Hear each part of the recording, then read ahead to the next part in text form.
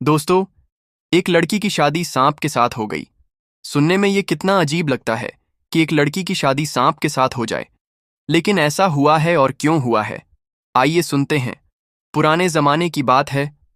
वो दौर जब न वक्त इतना तेज भागता था, न लोग इतने बदलते थे। हर रिश्ता, हर लम्हा जैसे किसी पुरानी कहानी की तरह ठहरा हुआ लगता था। हवाएं भी जैसे धीरे चलती थीं और सूरज की रोशनी भी किसी नर्म भरे लहजे में जमीन को छूती थी। उसी जमाने में एक इलाका था, हरे भरे जंगलों से घिरा हुआ, जहां की सरहदों के भीतर एक आलीशान महल था। उस महल में रहता था एक बहुत ही ज़हीन, समझदार और इंसाफ पसंद बादशाह, सुल्तान बेग। बादशाह सुल्तान बेग का नाम इल्म, अक्ल और इंसाफ के लिए दूर दूर तक मशहूर था। कहा जाता था कि वो हर सुबह उठकर अपनी रियाया के मसाइल के बारे में सोचता था और रात को सोने से पहले तन्हाई में अपने फैसलों का जायजा लिया करता था।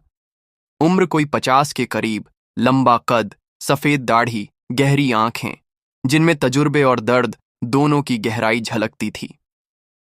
कुछ हफ्तों से बादशाह की तबीयत में एक अजीब सी थकावट महसूस हो रही थी।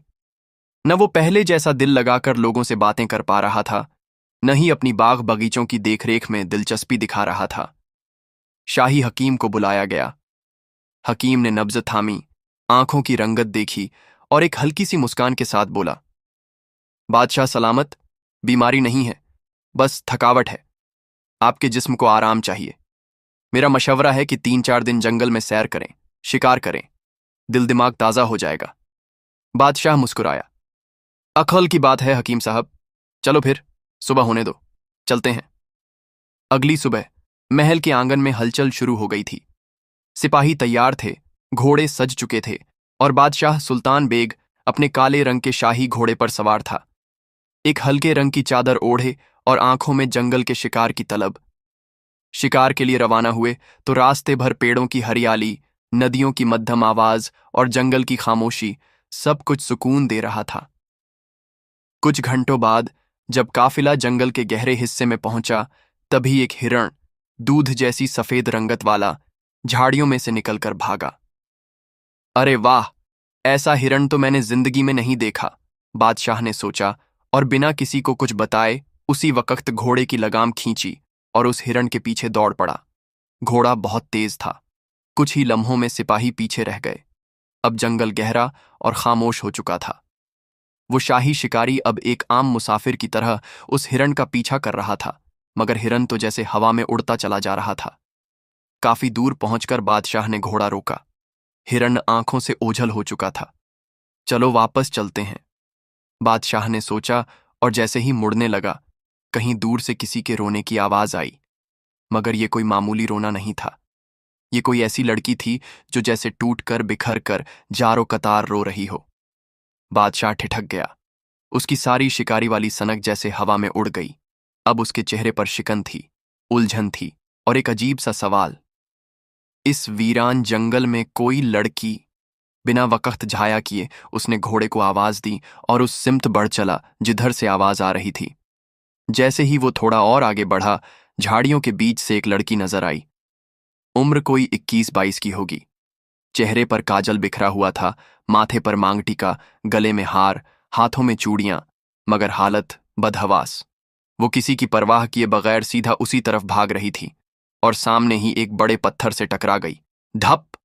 वो औंधे मुंह गिर गई। बादशाह घोड़े से फौरन उतारा, दौड़कर उस लड़की के पास गया। बेटी, क्या हुआ? तुम ठीक तो हो? कौन हो तुम? ये दुल्हन वाला लिबास, जंगल में क्यों हो तुम? लड़की हाँफती हुई, कांपती आवाज में कुछ कहना चाह रही थी, लेकिन सांसें जवाब दे रही थीं। उसकी आंखों से आंसू यूं बह रहे थे जैसे कोई बहुत बड़ा दर्द सीने में दबा हो। बचाइए, बचा लीजिए मुझे, वो लोग मुझे मार डालेंगे। बादशाह घबरा गया। कौन लोग? किससे भाग रही हो तुम? लड़की ने इधर उधर देखा, जैसे कोई उसका पीछा कर रहा हो। बादशाह ने उसे अपने चोगे से ढांपा, पानी की मश्क से कुछ घूंट उसे दिए और उसे उठाकर एक पत्थर पर बिठाया। अब बताओ, क्या माजरा है? वो लड़की कांप रही थी। आंसुओं से चेहरा भीग चुका था और जबान लड़खड़ा रही थी। सामने खड़े उस सादगी से लिबास पहने मर्द को देखकर कुछ पल वो सहमी रही। फिर जैसे ही उसमें थोड़ा होश आया, एकदम से उठ खड़ी हुई। उसकी आवाज थरथरा रही थी। मुझे जाने दीजिए, मुझे बादशाह से मिलना है। मैं बहुत मुश्किल से निकली हूं, बहुत जरूरी बात करनी है, मुझे जाने दीजिए। बादशाह ने उसकी बात सुनते ही हल्के से भौहें चढ़ाई। उसने लड़की को ऊपर से नीचे देखा। चेहरा गमगीन, लिबास मटमैला हो चुका, मगर उस पर से दुल्हन का रंग उतरा नहीं था। बेटी, बादशाह ने नरमी से कहा। बादशाह महल में नहीं है, वो तुम्हारे सामने खड़ा है। मैं ही हूं इस सरजमीन का बादशाह, सुल्तान बेग। बस आज शिकार की नीयत से अकेला निकल आया था, काफिला पीछे रह गया। लड़की की आंखें हैरानी से फैल गईं। उसने सामने खड़े उस शख्स को सर से पांव तक देखा। न शाही लिबास, न ताज, न सिपाही। ये बादशाह कैसे हो सकता है? उलझन से भरी निगाहों से वो पीछे मुड़ी। इधर उधर देखा ही था कि एक ही लम्हे में जंगल की तरफ से घोड़ों की टापों की आवाज आई। कुछ सिपाही घोड़ों पर सवार दौड़ते हुए आए और सामने खड़े उस सादा से आदमी के आगे गए। बादशाह सलामत, आप यहां थे। हम सब परेशान हो गए थे, माफ कीजिएगा, देर हो गई। लड़की अब कुछ समझ गई थी। उसके चेहरे पर जैसे किसी तूफान के बाद की खामोशी उतर आई। तो आप वाकई में बादशाह हैं? बादशाह ने सिर हिलाया। अब जो भी कहना है खुलकर कहो, घबराओ मत। लड़की की आंखों से आंसुओं का सैलाब फिर बह निकला। उसने कांपती आवाज में कहा, बादशाह सलामत, मेरी शादी कल रात एक एक सांप के साथ कर दी गई है। एक पल को जैसे हवाएं थम गईं। बादशाह के चेहरे पर हैरानी की लकीरें खींच गईं। सिपाही एक दूसरे का चेहरा देखने लगे। क्या कहा तुमने? सांप के साथ? ये क्या कह रही हो? बादशाह ने बेहद नरमी से पूछा, मगर आंखों में अजीब सी तलखी उतर आई थी। लड़की अब पूरी तरह बिखर चुकी थी। वो जमीन पर बैठ गई, अपने लहंगे का पल्लू सीने से लपेटते हुए बोली, बादशाह सलामत, वो कोई आम सांप नहीं, वो रात को आता है। जैसे ही रात होती है वो आ जाता है और मेरे जिस्म को नोचता है, खरोंचता है, काटता है। उसने आस्तीन उठाई। कांधे से लेकर बाजू तक सोने जैसे हल्के जख्मों के निशान थे, बिल्कुल वैसे जैसे किसी नुकीली चीज ने बार बार चीर दिया हो। मैं उस घर में नहीं रह सकती, मैं वहां घुट रही हूं। मैं भाग आई हूं जब वो सांप नहीं था। मैं बस बादशाह से मिलना चाहती थी। मेरी जान खतरे में है। वो रोती रही। उसके लफ्ज अब टूटने लगे थे। हिचकियां बंध चुकी थीं। मेरे रिश्तेदारों और मोहल्ले वालों ने मेरी सुनवाई नहीं की। उन्होंने मेरी शादी एक सांप से कर दी है, जो इंसानी शक्ल में नहीं आता, लेकिन हर रात मेरे ऊपर होता है। मुझे बचा लीजिए। बादशाह ने धीरे से लड़की के सिर पर हाथ रखा और कहा, तुम अब महफूज हो। मेरा वादा है, तुम्हारा मसला हल किया जाएगा, लेकिन इस वक्त तुम अपने घर वापस चली जाओ। मैं जल्द ही तुम्हारे गांव आऊंगा और खुद देखूंगा ये सूरत हाल। लड़की उठी। आंखों में उम्मीद थी, मगर दिल में अभी भी डर बाकी था। वो कुछ कहे बगैर वहां से चल दी। बादशाह खामोश खड़ा रहा। उसके चेहरे पर अब शिकारी का जुनून नहीं था, बल्कि सोच, फिक्र और एक गहरी उलझन की परतें थीं। सांप और शादी, क्या है ये माजरा? वो वहीं खड़ा रहा कुछ देर, सिपाहियों को इशारा किया और फिर धीरे धीरे अपने घोड़े पर सवार होकर महल की तरफ लौट गया। सूरज ढलने को था। महल की ऊंची मीनारों पर धूप की आखिरी किरणें किसी थके हुए मुसाफिर की तरह टिक गई थीं। फिजा में हल्की सी ठंडक घुल रही थी और हवा में वो खामोशी थी जो पुराने महलों के पत्थरों में पनपती है। बादशाह सुल्तान बेग महल में दाखिल हुआ तो दरबार खाली था। सिपाही और हाजिर जवाब वजीर दूर खड़े थे। कोई भी इस वक्त उनके लहजे से सवाल पूछने की हिम्मत नहीं कर रहा था। सुल्तान बेग सीधे अपने शाही कमरे में गया। वही कमरा जहां एक कोने में संगमरमर की कुर्सी थी और सामने वो बड़ा सा झरोखा जो बगीचे की तरफ खुलता था। वहीं बैठकर वो अक्सर अपनी सल्तनत, अपनी रियाया और अपनी उलझनों पर गौर करता था। आज वो कुर्सी पर बैठा, मगर आंखें खुली होने के बावजूद कुछ देख नहीं रहा था। चेहरे पर एक अजीब सी थकावट थी, जिस्मानी नहीं बल्कि जहन की। मलका फारिहा बेग उम्र में बादशाह से कुछ कम, मगर गोरो फिक्र में हमकदम। वो अक्सर बादशाह की खामोशी को पढ़ लिया करती थीं।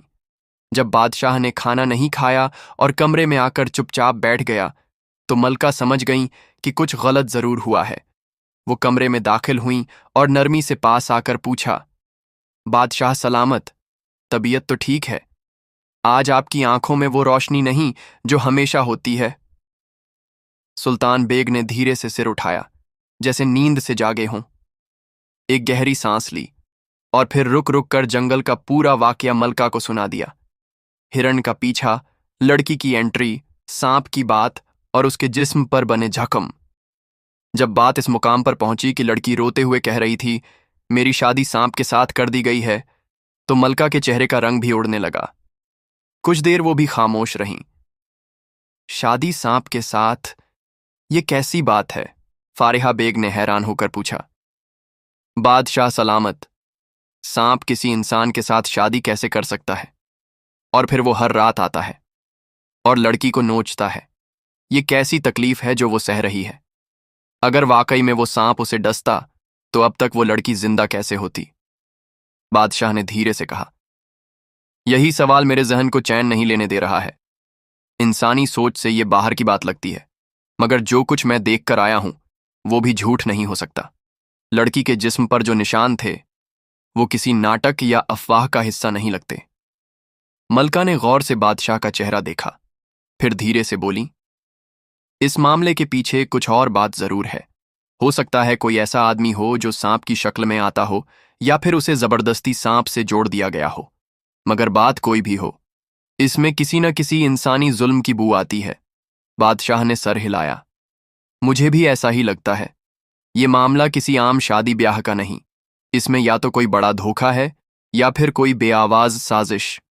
मलका ने कहा, आपको तह तक जाना चाहिए।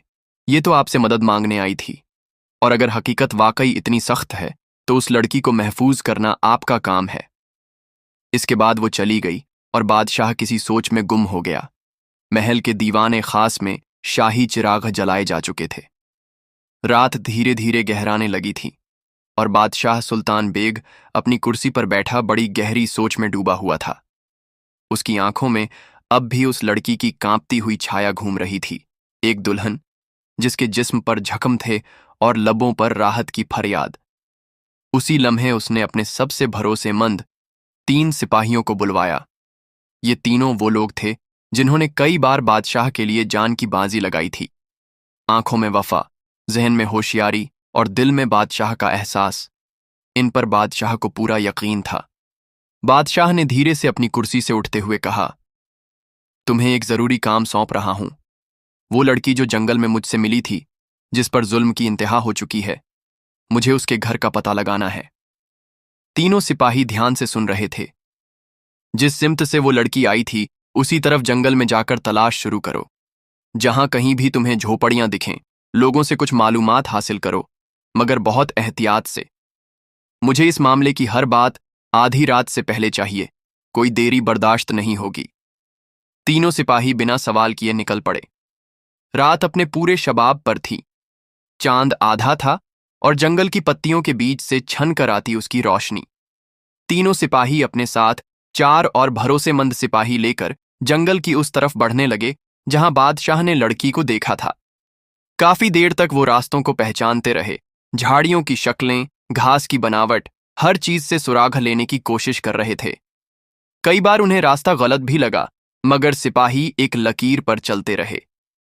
करीब 1 पहर बाद, जब हवा में ठंडक और अंधेरे की गहराई दोनों बढ़ चुकी थीं, तभी दूर कहीं एक हल्की सी रोशनी दिखाई दी। जंगल की एक अजीब सी मोड़ पर पहुंचकर उन्हें 15-20 झोपड़ियां नजर आईं, तिनकों और मिट्टी से बनी, एक जैसी, लेकिन उनकी बनावट में गरीबी और वीरानी का गम साफ झलक रहा था। कहीं कोई चिराग नहीं जल रहा था और चारों तरफ एक अजीब सा सन्नाटा था। सिपाही आपस में आंखों से इशारा कर एक कोने में जाकर छुप गए। तभी झाड़ियों के दूसरी तरफ से एक आदमी आता दिखा। उम्र कोई 50-55 साल, कंधे पर थैला, चाल में थकान और सिर झुका हुआ। अंधेरे की वजह से चेहरा साफ नहीं दिख रहा था, मगर उसकी हरकतें कुछ अजीब थीं। सिपाहियों ने फौरन निगाहें गड़ा दीं। वो आदमी सीधे आखिरी झोपड़ी की तरफ बढ़ा, जो सबसे अलग, अकेली और सबसे सुनसान जगह पर थी। वो कौन है? इतनी रात गए किससे मिलने आया है? सिपाही ने फुसफुसाकर कहा। सिपाही उस झोपड़ी की तरफ दबे पांव बढ़े, झोपड़ी के पास पहुंचकर उन्होंने एक किनारे से कान लगाया। भीतर से हल्की आवाजें आ रही थीं, किसी के खिसकने की, किसी के फुसफुसाने की। तभी आह, नहीं, छोड़ दो मुझे। एक जोरदार चीख गूंजी। वो चीख किसी औरत की थी, बिल्कुल घुटी हुई मगर दिल दहला देने वाली। चलो अंदर! सिपाही ने कमान संभाली और फौरन झोपड़ी का दरवाजा खोला। अंदर का मंजर देखकर सबके कदम ठिठक गए। झोपड़ी बहुत छोटी थी और दीवारों से टंगी चादरों से बनी छायाएं माहौल को और भी डरावना बना रही थीं। बीचों बीच जमीन पर एक लड़की बैठी थी, वही दुल्हन वाला लिबास, वही लाल जोड़ा, मगर पूरा जिस्म कांप रहा था। चेहरा जर्द, होंठ सूखे और आंखें खुली मगर बेहोश सी। वो वही लड़की थी, मगर हैरत की बात यह थी कि वो बूढ़ा आदमी जो अभी कुछ देर पहले झोपड़ी के अंदर गया था, वो वहां नहीं था। सिपाही झोपड़ी में इधर उधर देखने लगे। एक कोना था जहां से पर्दा हटा तो दिखा एक दूसरा छोटा दरवाजा। शायद वो आदमी उसी रास्ते से भाग निकला था। वो लड़की अब पूरी तरह बेहोश हो चुकी थी। उसकी हथेलियों पर भी हल्के सोने जैसे निशान थे। कमरे में कोई सांप नहीं था, मगर हवा में एक अजीब सी बू फैली हुई थी, जैसे मिट्टी और पसीने के साथ किसी डर का मिला जुला एहसास। सिपाही ज्यादा देर नहीं रुके। वो समझ चुके थे कि मामला मामूली नहीं है और बादशाह को फौरन इत्तिला देना जरूरी है। वो वापस लौटे और रात के तीसरे पहर तक महल में दाखिल हुए।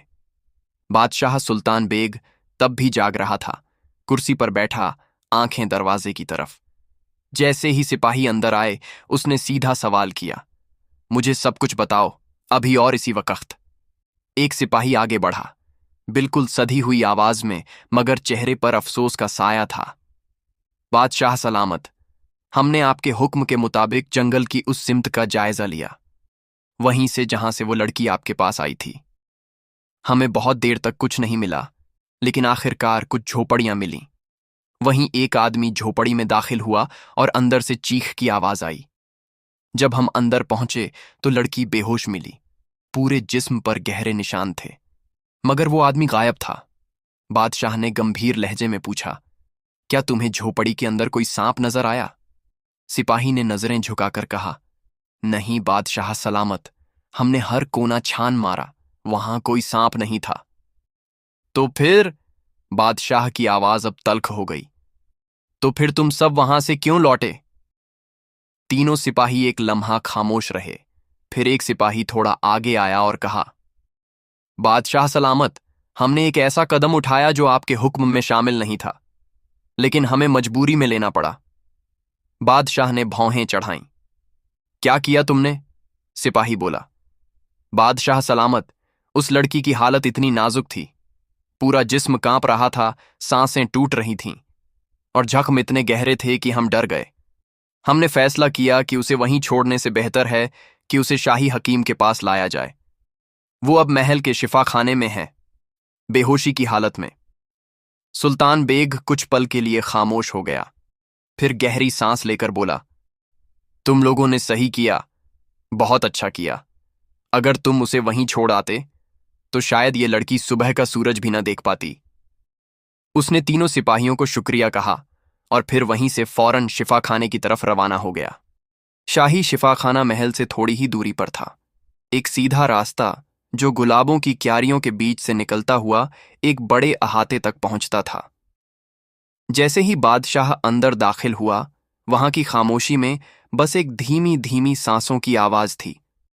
कमरे में शाही हकीम और उनकी बीवी, जो खुद एक तजुर्बेकार हकीमा थीं, उस लड़की के जख्मों का मुआयना कर रहे थे। लड़की अब भी बेहोश थी, चेहरा पीला, होंठ सूखे और जिस्म पर चादर हल्के से पड़ी थी, मगर कुछ जगहों पर से गहरे निशान दिख रहे थे। बादशाह के कदमों की आहट सुनकर शाही हकीम ने पीछे मुड़कर कहा, बादशाह सलामत। सुल्तान बेग ने बिना वक्त जाया किए पूछा, कहिए, क्या मालूम हुआ? ये निशान किस चीज के हैं? हकीम ने गहरी सोच में डूबे हुए कहा, बादशाह सलामत, मैंने सांप के बहुत से काटने देखे हैं।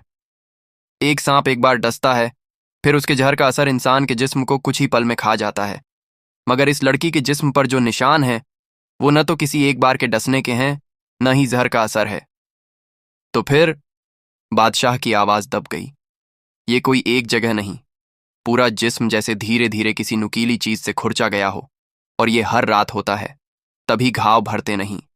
ये किसी जानवर की हरकत नहीं लगती, ये कोई इंसानी हरकत है, मगर बेहद शातिर। हकीमा ने भी सिर हिलाया। औरत होने के नाते मैं कह सकती हूं, ये लड़की हर रोज किसी औरत के नाम पर जुल्म झेल रही है। अगर जल्दी कुछ न किया गया तो ये जान भी जा सकती है, या हो सकता है इसका होश फिर कभी वापस ना आए। सुल्तान बेग अब बहुत गंभीर हो चुका था। उसने हकीम को कड़े लहजे में कहा, इस लड़की का इलाज बंद दरवाजों में होना चाहिए। किसी को इस बात की खबर न हो कि महल में इस वक्त कोई लड़की मौजूद है, यहां तक कि महल के नौकर चाकर भी न जाने। अगर किसी को भनक भी लगी तो समझो सब कुछ खराब हो जाएगा। हकीम ने सिर हिलाया। बादशाह ने एक आखिरी बार लड़की की तरफ देखा, जो अब भी बेहोश पड़ी थी, मगर उसके चेहरे पर एक सुकून का हल्का सा साया था। शायद उसे महसूस हो चुका था कि अब वो अकेली नहीं है। उस रात बादशाह पहली बार थोड़ी देर के लिए सो पाया। सुबह की नम हवाएं महल के पर्दों को छूकर निकल चुकी थीं। बादशाह सुल्तान बेग की आंखों में नींद तो थी, मगर दिल में बेचैनी ज्यादा थी। सूरज की पहली किरण के साथ ही उसने शाही लिबास उतारकर एक आम मुसाफिर की तरह सादा कपड़े पहन लिए। न ताज, न तलवार, सिर्फ एक नजर, जो अब सच की तलाश में जंगल के उस अजनबी हिस्से की तरफ निकल पड़ी थी। उसके साथ कोई सिपाही नहीं था।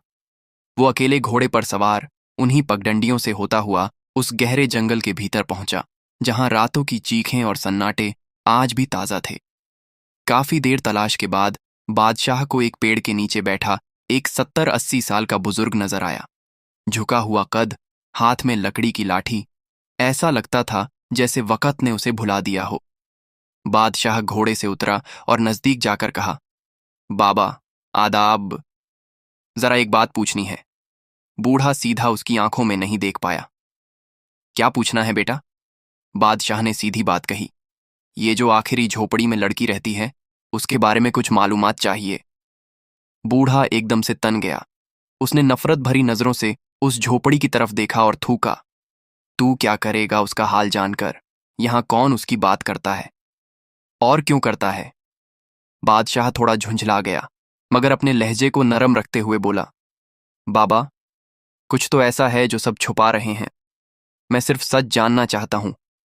क्या तुम मुझे बता सकते हो? बूढ़े ने इधर उधर देखा और फिर धीरे से जंगल के एक अंदरूनी रास्ते की तरफ इशारा किया।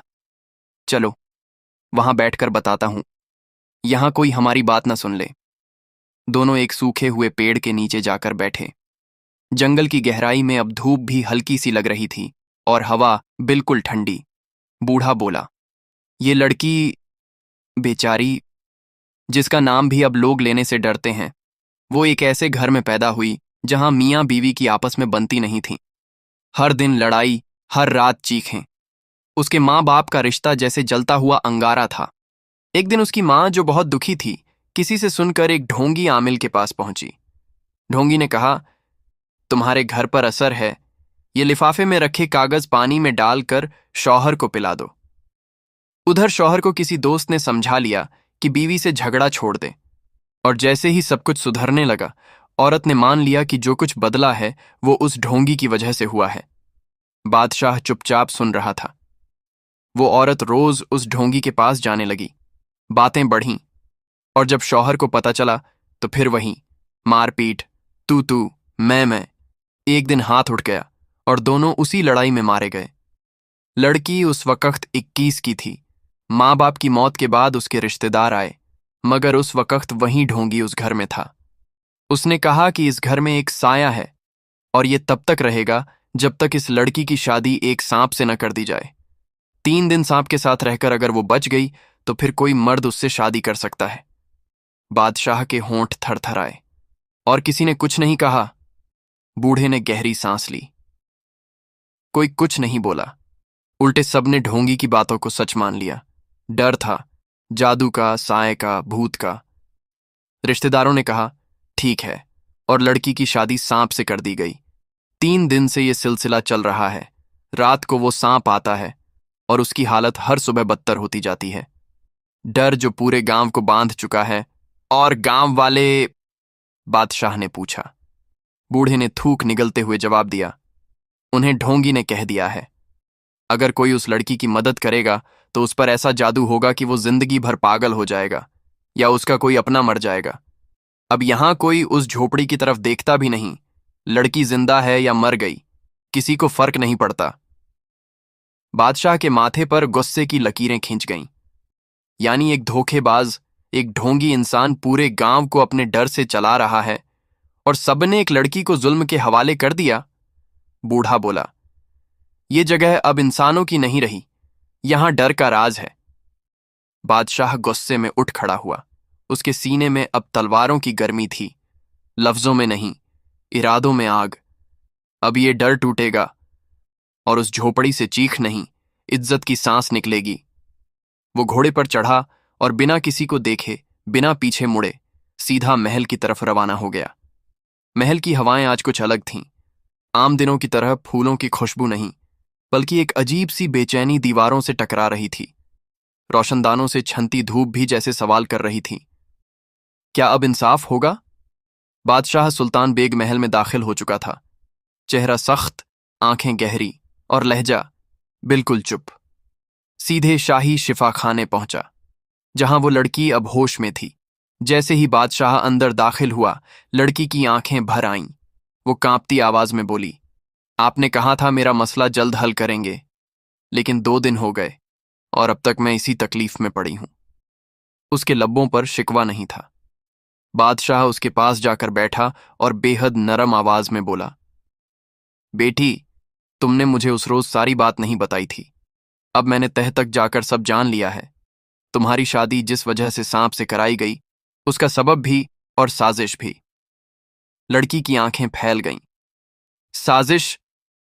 हां, बादशाह ने गर्दन झुका ली। तुम्हारी मां किस धोखे में पड़ गई थीं और तुम्हारे रिश्तेदारों ने किस अंधविश्वास में तुम्हें झोंक दिया, सब कुछ मालूम हो चुका है। लड़की अब बिल्कुल टूट चुकी थी। उसके होंठ कांपने लगे। वो जमीन की तरफ देखने लगी और कहने लगी, मुझे तो कुछ भी समझ नहीं आता। मुझे होश ही नहीं रहता।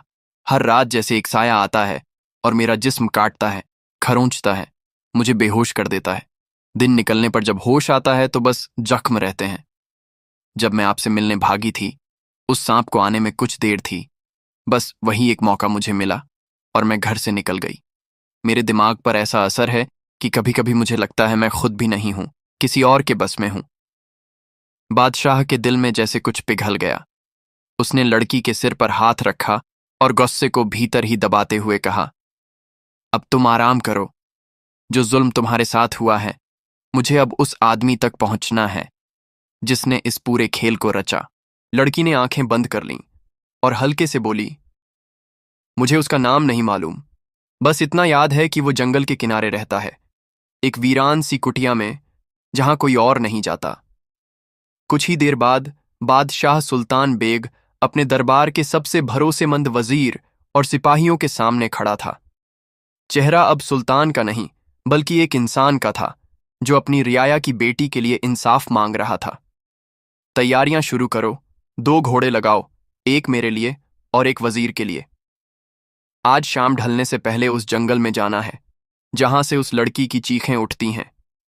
वजीर ने चौंक कर पूछा, बादशाह, आप खुद?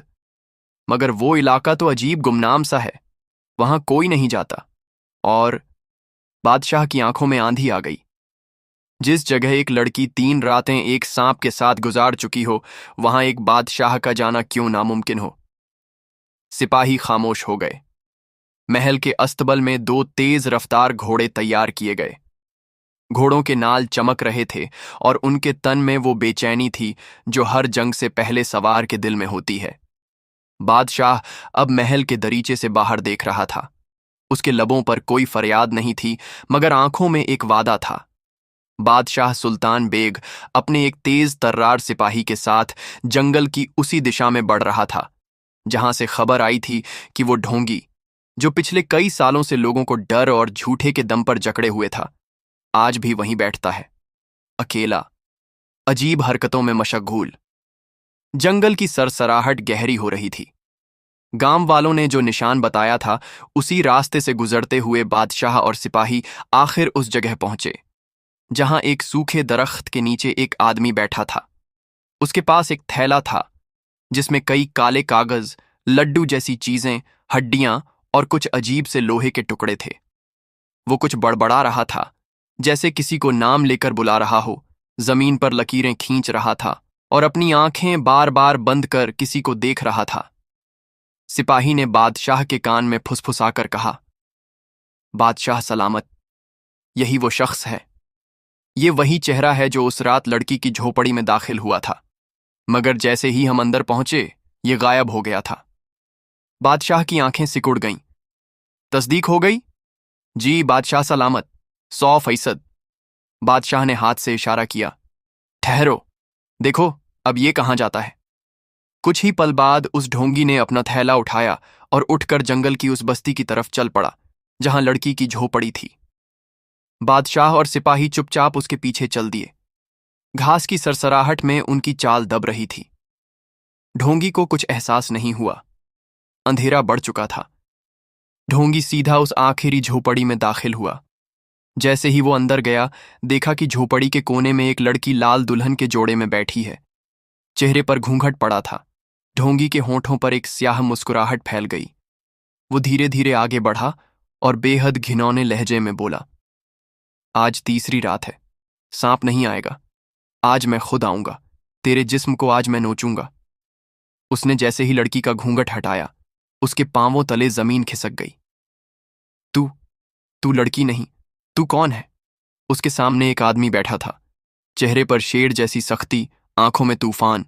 वही आदमी बोल पड़ा, मैं वो हूं जो अब तेरी कहानी का आखिरी हिस्सा लिखने आया है। तेरी हर हरकत अब रुक चुकी है। ढोंगी ने पीछे हटना चाहा, मगर तभी पीछे से दरवाजे पर एक भारी साया खड़ा था। बादशाह सुल्तान बेग। बादशाह ने एक कदम आगे बढ़ाया और गरजते हुए पूछा, तू कौन है? तेरी हकीकत क्या है? तूने एक लड़की की शादी सांप से कराई, क्या मकसद था तेरा? ढोंगी एक पल को चुप रहा, फिर बेहुदा हंसी हंसते हुए बोला, मैं कौन हूं? वो जो लोगों के डर को अपना दरबार बनाता है। मुझे ताकत चाहिए थी और उस लड़की के जिस्म से मुझे वो मिलती थी। आज तीसरी रात थी। तुम बादशाह हो या सिपाही, अब मेरा कुछ नहीं कर सकते। बादशाह ने कोई जवाब नहीं दिया, सिर्फ एक इशारा किया। ऊपर से झोपड़ी की छत से लोहे का एक भारी जाल गिरा। ढोंगी उसके नीचे फंस गया और जमीन पर गिरकर चीखने लगा, नहीं, मुझे मत पकड़ो, मैं सब कर सकता हूं, सब कुछ बदल सकता हूं। बादशाह उसके चेहरे के पास आया और बेहद ठंडे लहजे में बोला, अब कुछ नहीं बदलेगा। अब सिर्फ एक चीज होगी, इंसाफ। झोपड़ी की दीवारों पर पहली बार कोई चीख आई जो जालिम की थी। बादशाह और उसके सिपाही ढोंगी को लोहे के जाल में बांधकर महल की तरफ रवाना हुए। रास्ते भर वो ढोंगी जंजीरों में हिचकोले खाता रहा, मगर उसकी हंसी अब टूट चुकी थी। डर जो उसने दूसरों के दिल में डाला था, अब उसकी अपनी सांसों में समा गया था। अगली सुबह महल की मीनारों से शाही ऐलान हुआ, सुल्तान बेग का हुक्म है, हर गांव, हर बस्ती, हर शहर से लोग आज दोपहर शाही मैदान में जमा हों। बादशाह एक जरूरी ऐलान करना चाहता है। खबर आग की तरह फैली। जो लोग खेतों में थे वो हल छोड़कर चल पड़े। औरतें, मर्द, बुजुर्ग, बच्चे सब अपनी जगह छोड़कर उस मैदान की तरफ जाने लगे जो सदियों से सिर्फ खास मौकों पर भरा करता था। शाही मैदान में चारों तरफ खड़े लोगों की आंखों में अचंभा थी। कोई समझ रहा था कि किसी नई जंग का ऐलान होगा, मगर कोई नहीं जानता था कि आज ढोंगी का असली चेहरा उतरेगा। सुल्तान बेग ने ऊंचे तख्त पर खड़े होकर भीड़ की तरफ देखा। सैकड़ों लोग उसकी तरफ देख रहे थे, मगर उसके लब अब भी खामोश थे। फिर उसने सिर हिलाकर अपने सिपाहियों को इशारा किया। 4 मजबूत सिपाही एक लोहे के जाल को घसीटते हुए मैदान के बीच लाए। जाल के अंदर पड़ा था वहीं ढोंगी, कपड़े फटे हुए, बाल बिखरे हुए, चेहरा पर घमंड और पागलपन की मिलावट। लेकिन उसकी आंखों में कोई शर्म नहीं थी, सिर्फ एक अजीब सी लहर, जैसे वो अभी भी कुछ साबित करना चाहता हो। जैसे ही औरतों ने उसका चेहरा देखा, उनके चेहरे से हवाइयां उड़ गईं। यही है वो ढोंगी, हम तो इसी के पास जाती थीं इलाज के लिए। इसने तो कहा था कि मेरे बेटे की नौकरी लगवा देगा। शोर बढ़ने लगा। सुल्तान बेग ने हाथ उठाकर सबको खामोश किया और गरजती हुई आवाज में बोला, ये वही शख्स है जिसने एक लड़की की जिंदगी को 3 रातों से जख्मी कर दिया है, जिसने पूरे गांव को डर, वहम और अंधविश्वास की जंजीरों में बांध रखा था और औरतों को अपनी हवस का शिकार बनाने के लिए इलाज का नाम लिया। आज मैं इसका इंसाफ सबके सामने करूंगा ताकि जालिमों को समझ आ जाए, इस मुल्क में अब कोई लड़की की चीख पर कान बंद नहीं करेगा। बादशाह ने सिपाहियों से कहा, इसकी खैर खबर लो। ताकत का घमंड तब तक नहीं टूटता जब तक हड्डियों में सच्चाई की दस्तक न दी जाए। सिपाही आगे बढ़े। एक ने उसके चेहरे पर थप्पड़ मारा, दूसरा उसकी टांग पर लाठी से वार करने लगा। किसी ने कमर पर लात मारी, किसी ने छड़ी से पीठ पर निशान बना डाले। ढोंगी का चेहरा अब तख्त से टकरा रहा था, मगर वो फिर भी चिल्ला नहीं रहा था, बल्कि हंस रहा था। हंसी ऐसी कि खामोश कर दे। मार लो, जितना चाहो मार लो, लेकिन मैं अब बहुत ताकतवर बन चुका हूं। तुम लोग बादशाह हो या सिपाही, मेरा कुछ नहीं बिगाड़ सकते। उसकी आवाज कांपती हुई मगर तेज थी। सुल्तान बेग ने गुस्से से अपनी तलवार निकाली। उसकी चमक ने पूरे मैदान को थर्रा दिया। तलवार को उसकी गर्दन के पास रखते हुए बादशाह ने कहा, आज तुझे वैसे भी सजाए मौत देनी है, मगर इंसाफ का तरीका यही है कि आखिरी लम्हा आने से पहले तू अपनी सफाई में कुछ कहना चाहे तो कह सकता है। ढोंगी का चेहरा अब भी मुस्कुरा रहा था।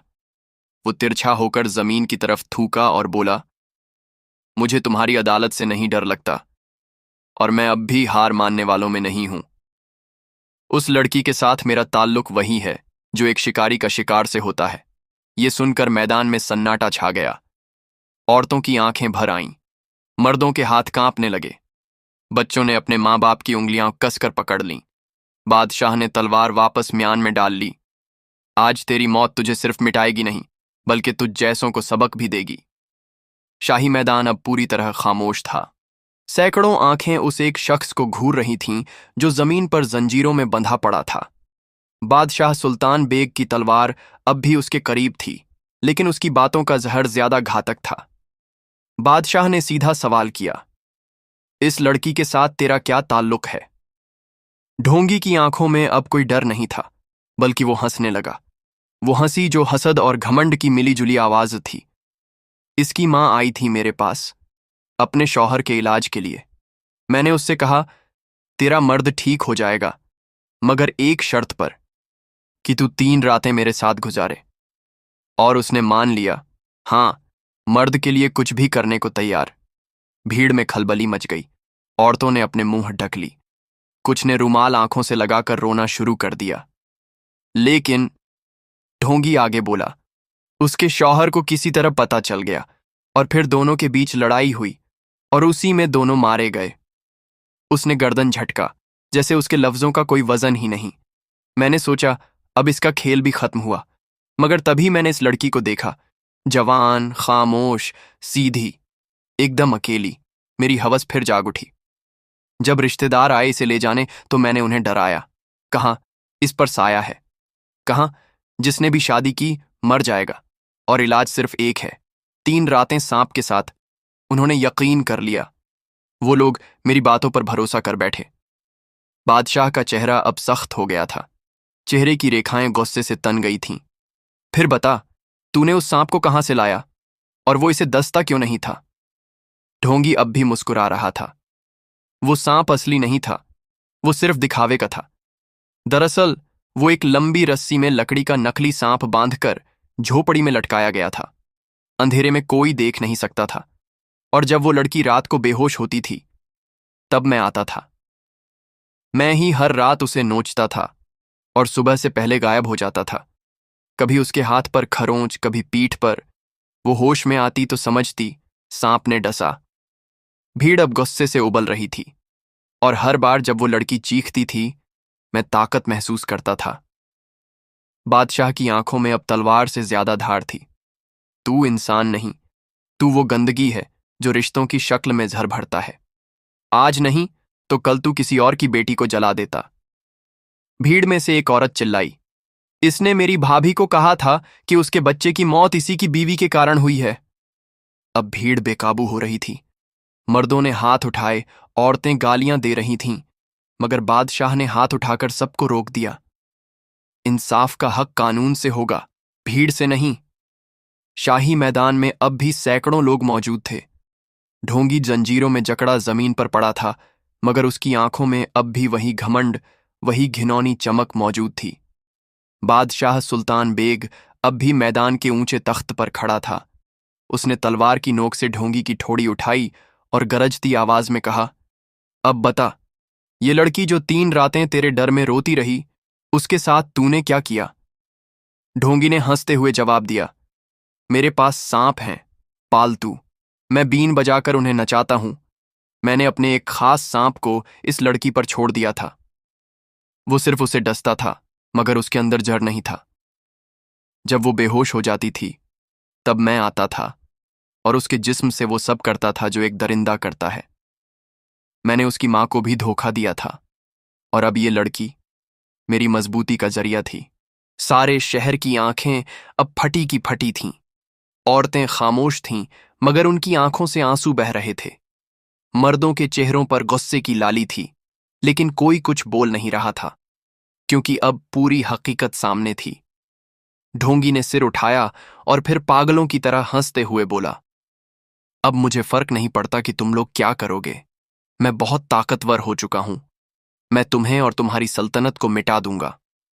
फिर वो बड़बड़ाने लगा और दोनों हाथ ऊपर उठाकर कुछ अजीब से शब्द पढ़ने लगा। कभी कोई लकीरें जमीन पर खींचता, कभी इधर उधर फूंक मारता, कभी खुद पर थूकता, कभी लोगों की तरफ घूरता, मगर कुछ नहीं हुआ। लोग देख रहे थे, जैसे कोई नाटक देख रहे हों। ढोंगी की हंसी अब टूटने लगी। उसकी आंखों में खौफ आने लगा। ये कैसे हो सकता है? मेरे मंत्र। बादशाह अब मुस्कुराया और धीरे धीरे उसके पास जाकर बोला, तू समझा कि तेरी लड़ाई एक बादशाह से है। तू गलत समझा।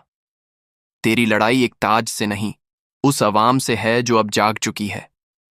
अब तू किसी लड़की को धोखा नहीं दे पाएगा, किसी मां को फुसला नहीं पाएगा और किसी घर को उजाड़ नहीं पाएगा, क्योंकि अब इंसाफ सिर्फ दरबार में नहीं मिलेगा, बल्कि हर गली, हर बस्ती में मिलेगा। बादशाह ने सबकी तरफ देखकर कहा, मैं आज सब औरतों से, सब माँओं से, सब बहनों से कहता हूं, अपने मसलों के हल के लिए किसी ऐसे शख्स के पास न जाएं जो तुम्हारे जिस्म का सौदा करे, जो तुम्हारी लाज का तिजारत बनाए। अगर कोई कहे कि औरत की इज्जत ताकत का जरिया है, तो समझ जाना वो ढोंगी है, वो धोखेबाज है, और मेरी सल्तनत में अब ऐसा कोई नहीं बचेगा। अगर तुम्हें कोई दिखे जो डर या डरावनी बातें करके तुम्हें अपने पास बुलाए, फौरन मेरे दरबार में आओ। अब से ये हुक्म है, ढोंग, जालसाजी और अंधविश्वास पर बैन है। इंसाफ का दरवाजा अब हर किसी के लिए खुला है। लोगों की आंखें भर आईं। कई ने अपने हाथ जोड़ ली। औरतें कहने लगीं, ऐसे बादशाह हर जमाने में हों। बादशाह ने सिपाहियों को इशारा किया, इसे कैद में डाल दो। इसका फैसला कल सुबह शाही अदालत में होगा, और वो फैसला ऐसा होगा जो सदियों तक लोग याद रखेंगे। ढोंगी अब चुप था। उसकी आंखों की चमक बुझ चुकी थी। जहर अब उसके अंदर ही घुटने लगा था। सिपाहियों ने उसे लोहे की जंजीरों में बांधकर घसीटते हुए किले के तहखाने में ले जाया। वहां जहां ना बीन थी, ना सांप, ना अंधेरा, सिर्फ अकेलापन और जवाबदेही। अगले दिन सुबह शाही महल के सबसे बड़े आंगन में दरबार सज चुका था। उस दरबार में एक अजीब सा सन्नाटा था, न शोर न हलचल। सबकी निगाहें तख्त की तरफ थीं, जहां बादशाह सुल्तान बेग अपनी तलवार के साथ बैठा था। शाही फरमान जारी हुआ, आज वो दिन है जब इंसाफ सिर्फ लिखा नहीं जाएगा, बल्कि सबके सामने दिखाया जाएगा। फिर वो घड़ी आई।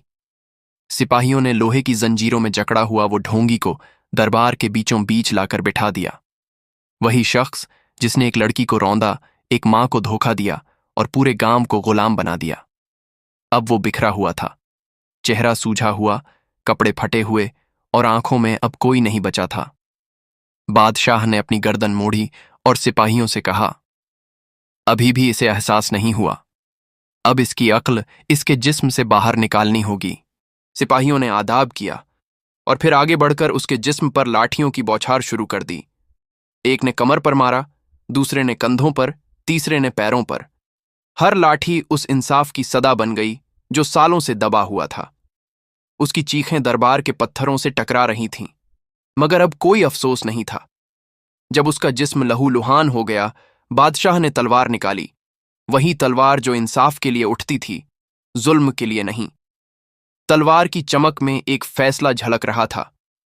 तेरा नाम मिटा दिया जाएगा, तेरी याद मिटा दी जाएगी, और तेरा अंजाम लोगों की आंखों में सबक बनकर रहेगा।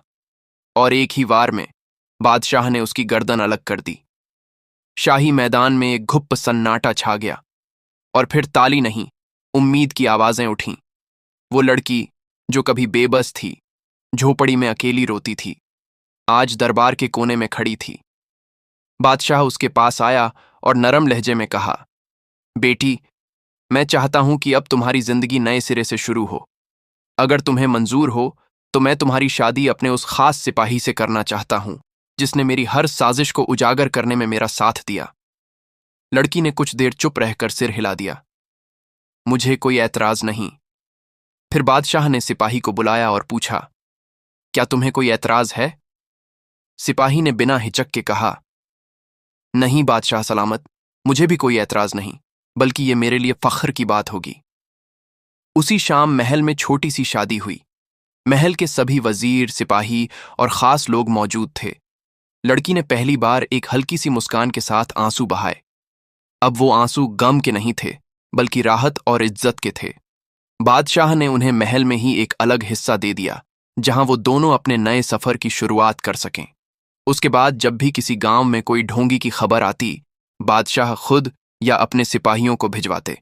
वो कहते, अब न कोई बेटी जलेगी, न कोई मां फंसेगी। अब ये सल्तनत डर से नहीं, बिना डरे चलेगी। और इस तरह ये कहानी खत्म नहीं होती, ये एक सबक बन जाती है। वो लड़की अब एक मिसाल थी, जिसने डर के सामने झुकने के बजाय इंसाफ के लिए दौड़ लगाई। और एक बादशाह जिसने सिर्फ तख्त का नहीं, दर्द का भी साथ निभाया। और इस तरह उस लड़की की शादी सांप के साथ हो गई थी। अब वो महल में रहने लगी और एक सिपाही की बीवी बन गई और हंसी खुशी जिंदगी गुजारने लगी।